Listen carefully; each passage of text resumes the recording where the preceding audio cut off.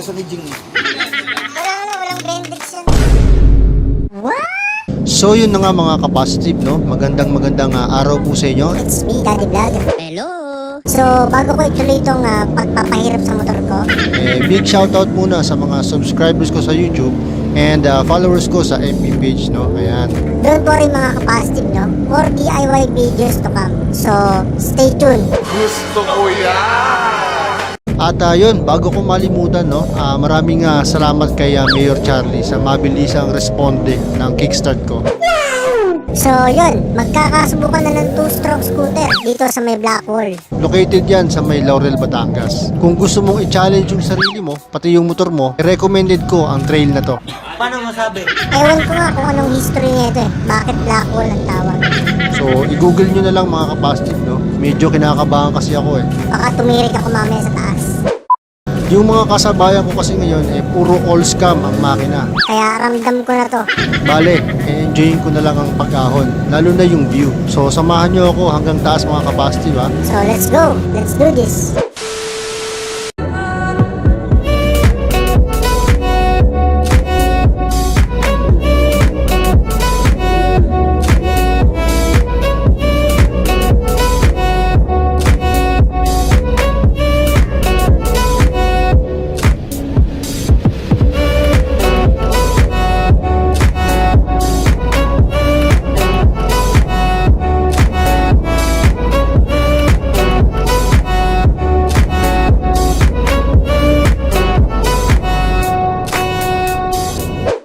So, dito na nga mga ka-positive, no? Ito na yung umpisa ng mahaba-habang ahonan sa Blackwall Trail. All stock lang yung jet ko.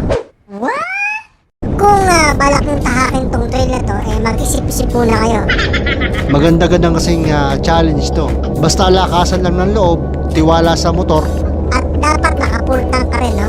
Wala kasing gas station sa buong ahon. Wala ding mga nagtitinda ng bote. So, wish me luck mga ka-positive.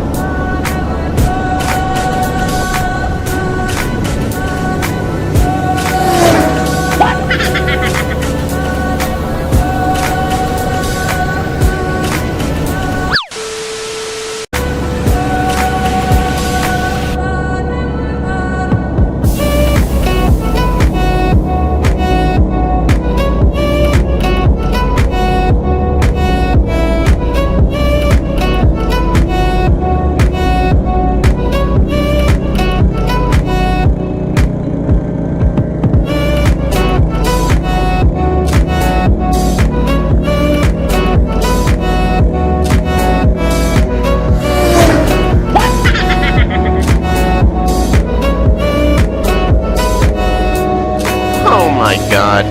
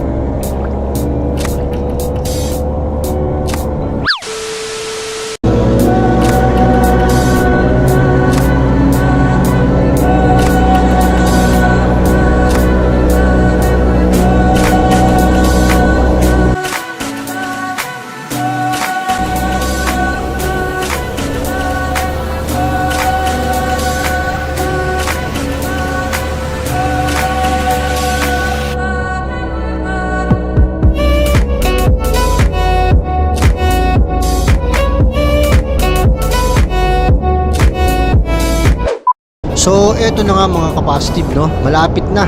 Konting kembot na lang. Konting ahon pa. Salamat sa Team Alfonso, no, na umalalay sa akin. Ako kasi yung pinakawig talaga dito, no? Pero all in all, enjoy naman yung biyahe, no? Kinaya kung sa kinaya ng jet ko, no? All stock yan. Konting adjust pa para makahabol ako sa mga malalakas. Sa ngayon, tapusin ko muna tong trail na to at matatapos na din ako sa challenge na to mga kapasitive. Kapit lang. Very nice din yung technique ko, no? Tinahi ko na lang yung natitirang ahon dito sa may Blackwall Trail. Wala eh.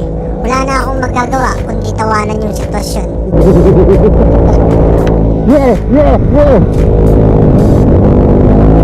Naiwan man nila ako sa biyahe paahon, masaya naman ako at proud kasi nga kinaya ng jet ko kahit all stock yung build ko. Again, Sa mga gustong mag-try ng Blackwall Trail, mag-isip-isip muna kayo, no?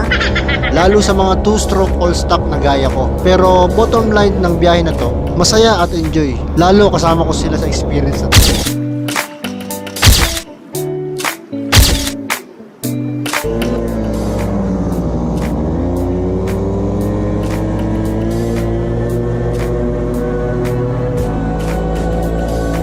So, balik grind na uli mga kapasitive, no? Stay safe, God bless. And peace out.